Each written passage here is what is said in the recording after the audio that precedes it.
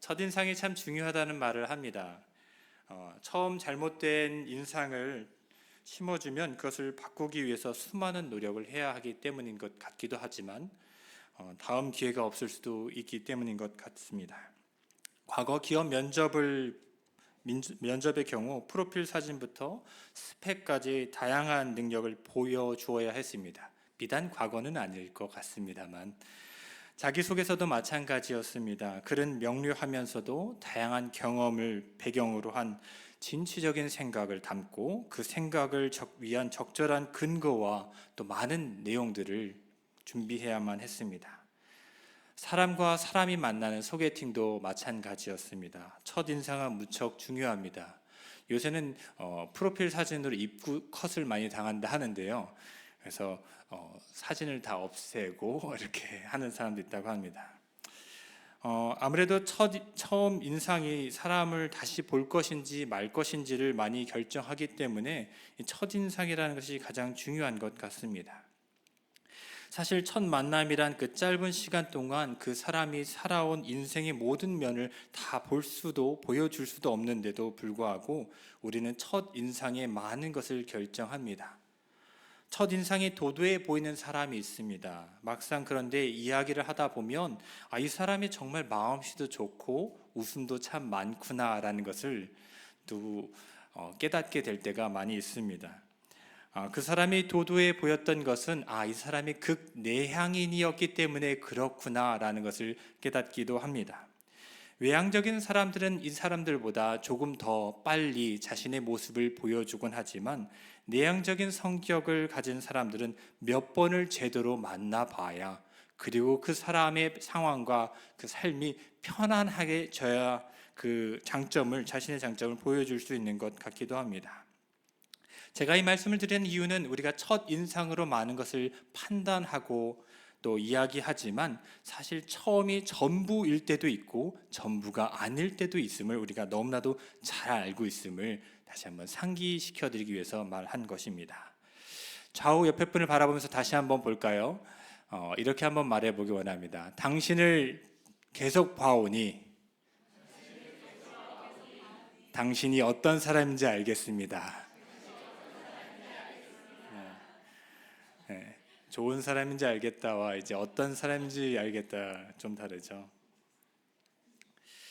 오늘 말씀의 배경을 조금 설명해 드리려고 합니다. 사도행전 10장의 배경이 좀 있는데요. 욥바에 있던 베드로에게 하나님께서 환상을 통해서 한 가지 명령을 내리셨습니다.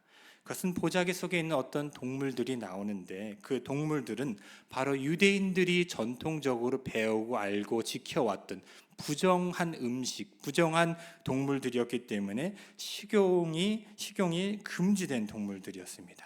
그런데 하나님께서는 동물들을 보여주면서 잡아 먹으라라고 말씀하셨던 것입니다.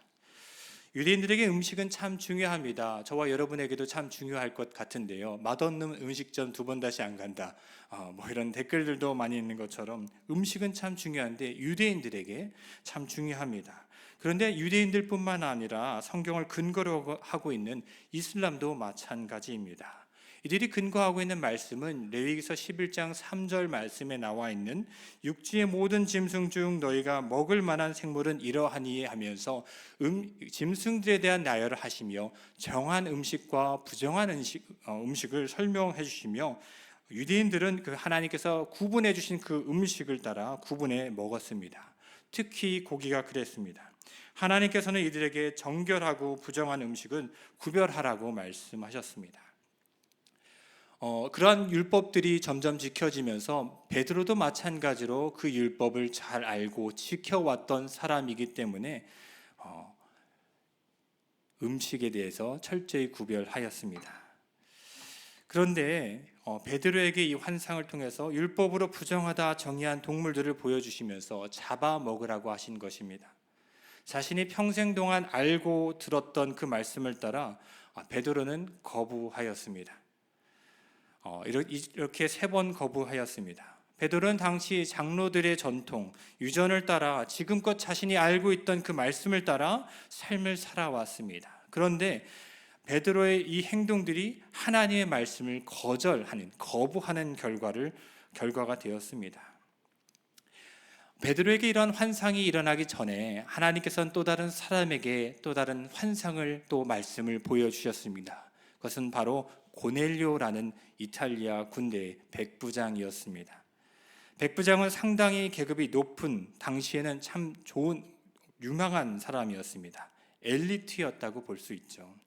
엘리트라고 할 수 있는 사람이 하나님을 만나게 되면서 하나님을 섬기는 장면이 사도행전 10장 시작하면서부터 시작됩니다. 하나님께서는 그에게 이렇게 말씀하십니다. 욥바에 네 사람이 있는데 욥바에 거주하는 그 시몬이라 하는 베드로에게 가서 그를 초대하고 그가 알고 있는 그의 말씀을 너에게 전하라라고 초대하라고 말씀하십니다. 참 하나님 일 복잡하게 하시죠. 안 그렇습니까? 저만 죽을 순 없죠. 그러시죠? 하나님께서 일을 참 복잡하게 하시는 것 같은데 거기에는 숨은 하나님의 의도와 하나님의 뜻이 있음을 우리가 다시 한번 보기를 원합니다. 고넬료라는 사람에게 하나님께서는 욥바에 거주하는 시몬이라 불리는 베드로를 초청하게 하시고, 하나님께서는 베드로를 통해서 하나님의 그 환상을 보여주셔서 그의 선입견을 깨게 만드셨습니다.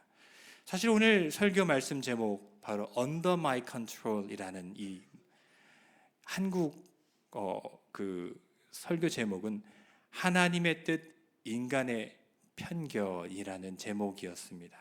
근데 너무 결말부터 아실 것 같아서 좀 꼬아봤는데 하나도 안 꼬인 것 같네요. 하나님 참 일을 복잡하게 하시는 것 같은데 거기에는 하나님께서 숨은 의도와 깨닫게 하는 것들이 있었음을 우리가 다시 한번 바라보기 원합니다. 하나님께서는 고넬료에게 시몬이라는 베드로를 초대하라고 하였지만 베드로에게는 부정한 음식, 즉 이방인들과는 함께 식탁의 교제뿐만 아니라 그들의 집에 가서는 안 된다는 법령이, 율법들이 자리 잡아 있었습니다. 문화적인 것들이 있었던 것이죠. 정통 유대인들은 이방인들과 만나더라도 식사를 하지 않았습니다. 과거 이들의 생각은 천지를 창조하신 하나님은 이스라엘만의 하나님이다. 왜? 하나님께서 아브라함에게, 이삭에게, 또 야곱에게 약속하셨기 때문이다라며 우리는 하나님께 선택된 백성이고 다른 민족들은 자신들을 위한 들러리라고 생각했기 때문입니다. 그렇기 때문에 이들과 만나서 자신들을 더럽힐 수 없다라고 생각했습니다. 살면서 부딪히지 않을 수는 없으나 음식은 같이 먹지 않았습니다. 그런 유대인들만의 독특한 문화가 존재하였습니다. 당시 그런 문화에 익숙하였던 그리스도인들도 익숙하였고 베드로도 마찬가지였습니다. 그런 베드로에게 하나님께서 찾아오셔서 환상 속에 부정한 음식을 먹으라 명령을 내리신 것입니다. 성령께서 베드로에게 찾아오셔서 가이사랴에서 온 세 사람을 따라가라고 말씀하셨습니다. 베드로는 환상이 끝남과 동시에 밖에서 자신을 찾아온 사람들을 만납니다. 그리고 그들이 환상 속에서 들었던 그 사람이라는 것을 단번에 알아볼 수 있었습니다. 왜요? 외형이 또 체형이 입고 있는 것이 전혀 문화가 달랐기 때문입니다. 속마음을 말씀을 보면 그들을 하나님께서 알려주셨기 때문에 따라갔지만 마지못해 따라갔음을 정황상 알 수 있습니다. 베드로는 그 사람들을 만나서 가이사랴로 따라갔습니다. 그리고 그곳에서 함께 있었고 예수 그리스도를 전하니 그곳에서 성령께서 함께 임하셨음을, 이방인들에게도 성령께서 역사하셨음을 바라보게 됩니다.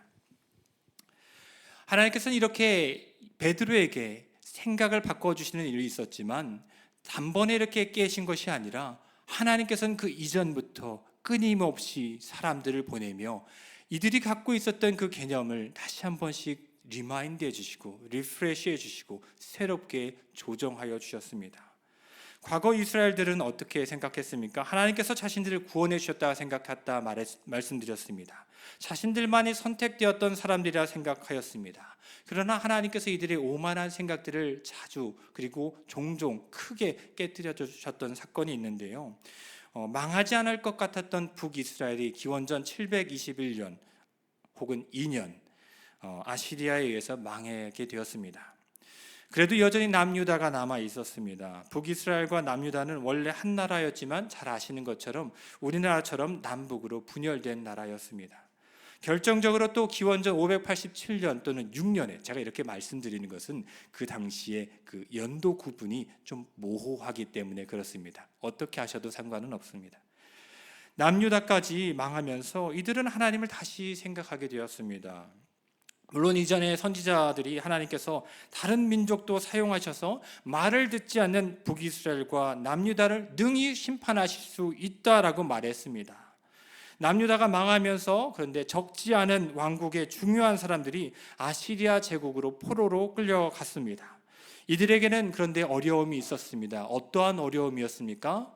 바로 예배의 어려움이었습니다. 예배는 당연히 성전에서 드려야 된다고 생각했던 이들에게 하나님의 성전 멀리 떨어지게 되었습니다. 그때 이들이 깨달았던 것은 무엇이냐? 이들이 생각했던 것은 성전에서 하나님이 임재하시고 성전을 통해서만 하늘의 그 영광의 하나님을 만날 수 있다라는 것이 출애굽기 시대에 회막 위에 구름이 빽빽하게 차고 넘치며 하나님의 음성과 하나님의 역사실을 바라보면서 그러한 생각과 신앙과 전통이 있었는데 그것이 산산조각이 났습니다. 먼 타지에 끌려갔던 이들은 성전이 너무나도 먼 곳이었습니다. 성전은 예루살렘에만 있었기 때문에 이들은 예배를 드릴 수 없다라고 생각했는데요. 아니요, 이 사람들의 생각을 완전히 변화시켜 주셨습니다. 선지자를 통해서 또 말씀을 통해서. 그것을 어떻게 바라볼 수 있느냐? 바로 다니엘을 통해서 우리가 알 수 있습니다. 다니엘은 우리가 잘 아는 사람입니다. 그 사람은 그가 예루살렘을 향하여 하루에 3번 기도하였다라고 말합니다. 이 기도가 단순히 기도만이 아니라 하나님을 예배하는 그 예배자의 마음으로 예배와 기도가 함께 있었음을 우리가 바라보게 됩니다. 하나님께서는 조금씩 천천히 그러나 이스라엘 백성들의 생각을 확고하게 변화시켜 주시는 장면들이 나옵니다.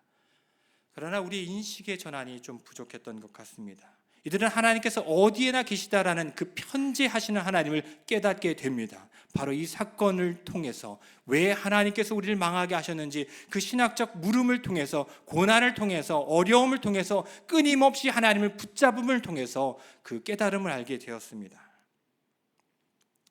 다니엘은 하나님께서 성전이 아닌 곳에서 예배할 수 있음을 보여주었습니다. 그리고 하나님께서는 그의 기도에 응답하여 주셨습니다. 이와 비슷한 에스더서에서도 다니엘 후반부와 비슷한 시대 페르시아 시대였는데요. 민족이 몰살당할 뻔한 그 사건에서 에스더의 기계로 죽으면 죽으리라. 놀라지 않으시네요. 네, 너무 뜬금없이 말해서 그런 것 같은데요. 그 기계가 저는 정말로 대단하다는 생각이 드는데 그 기계로 민족의 구원을 얻게 됩니다. 그러나 이것은 에스더 혼자만의 힘으로 된 것이 아닙니다. 하나님께서 하시지 않으셨다면, 함께 하지 않으셨다면 이런 일들은 절대로 이루어지지 않았음을 성경은 전제하고 있습니다. 하나님께서는 어디에나 거하신다. 그분을 위한 예배는 어디서든지 드릴 수 있다. 다니엘뿐만 아니라 에스더에서도 하나님께 기도하며 예배하고 하나님의 말씀으로 나갔더니 이루어지는 사건들을 보게 됩니다. 그리고 구약 시대에서 하나님께서 이스라엘의 예루살렘에만 계시는 것이 아님을 계속해서 보여주고 계셨습니다. 그러나 그러한 점들을 깨달았지만 이들이 다 깨닫지 못했습니다. 인식의 한계, 경험의 한계, 그리고 편견과 그 경험의 한계로 인해서 하나님의 말씀을 항상 오해하였습니다. 그 중에 이들이 넘을 수 없었던 벽은 바로 이방인 예배자였습니다. 유대인들은 자신과 같은 외모와 피가 속하지 않은 사람들을 여전히 구별했던 것을 오늘 사도행전 말씀을 통해서도 알 수 있습니다. 몇백 년이 지났는데도 불구하고 말이죠. 그리고 예수님께서 부활하시고 성령을 보내주셨음에도 불구하고 말입니다. 이들은 똑같이 오해하였고 선입견을 갖고 있었습니다. 그런데 우리가 결과론적으로는 잘 알고 있는 하나님께서 자신들을 선택하셨다고 선택하셨다는 그 의미를 오해하였다는 것을 우리가 잘 알고 있습니다. 하나님께서 모세를 택하셔서 이스라엘 사람들은 이방인 압제자의 손에서 우리를 구원해 주셨다라고 고백하였고, 그러나 구약 시대의 이방인들은 하나님을 알았고 하나님께 예배하였던 모습들을 계속해서 보여줬음을 까먹고 있었습니다. 구약 시대에 보면 하나님을 계속해서 이방인이었음에도 예배하였던 멜기세덱이 있음을 우리가 잘 알고 있습니다. 이 사람은 아브라함의 자손도 아니었고 또 아브라함의 자손도 아니었고 이스라엘 민족도 태동하지 않았습니다. 그는 선택받지 않은 사람처럼 민족은 아니었지만 하나님을 섬기며 하나님께 제사를 드렸습니다. 그 외에도 많은 사람들이 하나님을, 이방인이었지만 하나님을 알고 하나님을 섬겼음을 바라보게 됩니다. 제가 말씀드리고자 하는 것은 많은 사건과 많은 일들 속에서도 여전히 자신의 신념을 붙잡고 하나님을 섬기며 살아가는 사람들이 너무도 많다는 것입니다. 베드로 역시 하나님의 사람으로서 수많은 기적을 베풀었지만, 성령 세례를 통하여 많은 그 기적들을 베풀었지만 여전히 깨어나오지 못했던 점을, 베드로의 한계를 여기서 바라보게 됩니다. 하나님께서 이방인에게도 동일한 하나님이라는 것을 생각하지 못하였던 것입니다. 그리고 자신이 구현한 그 자기만의 세계에 빠져서, 그 범주 속에서 빠져서 하나님의 능력을 제한하였습니다. 율법에 따라 할례를 받지 않은 이방인들과 거리를 두었고, 하나님께서 환상 속에서 부정한 음식을 먹어도 된다 3번이나 말씀하셨어도 하나님 말씀이 이렇습니다 하며 하나님 말씀을 거부하는 이상한 논리를 펼쳤습니다.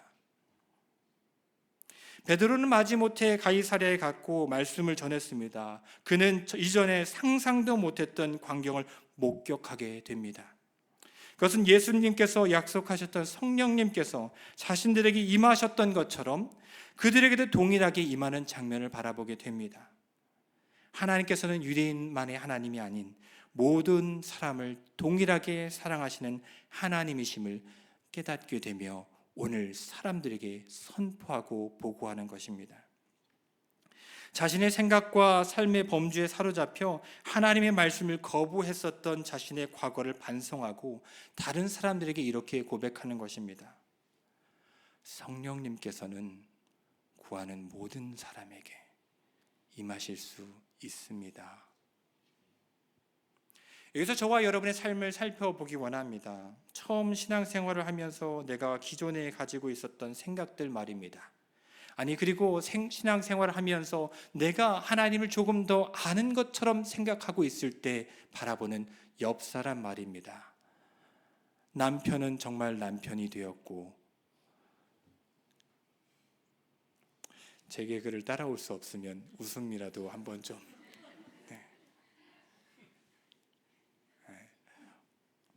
제가 개그 잘 안 하거든요.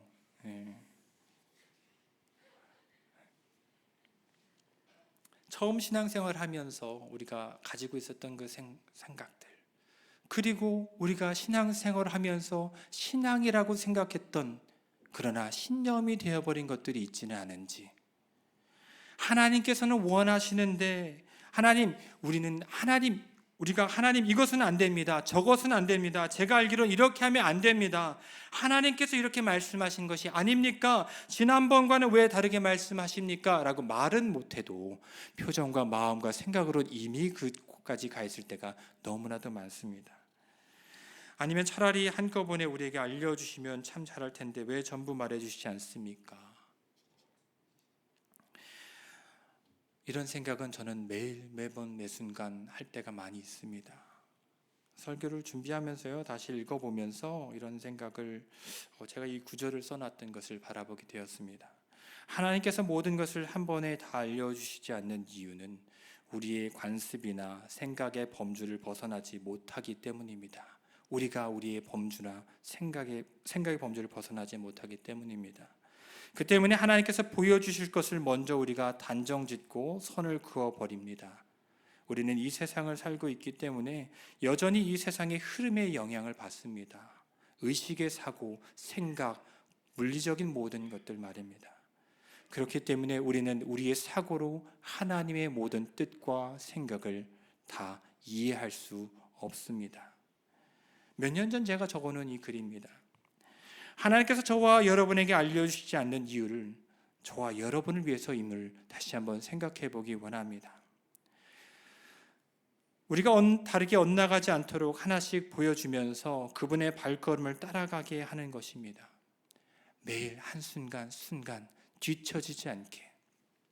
어느 드라마의 대사인데요, 퀴즈는 아닙니다. 한두 걸음 뒤지면 힘을 내서 따라가려고 하지만 10걸음, 20걸음 격차가 너무 크면 이내 포기해 버리고 맙니다. 시크릿 가든의 대사였습니다. 얼추 비슷해야 따라갈 의욕이 나지 너무 격차가 크면 이내 포기해 버리는 것이 우리의 마음입니다.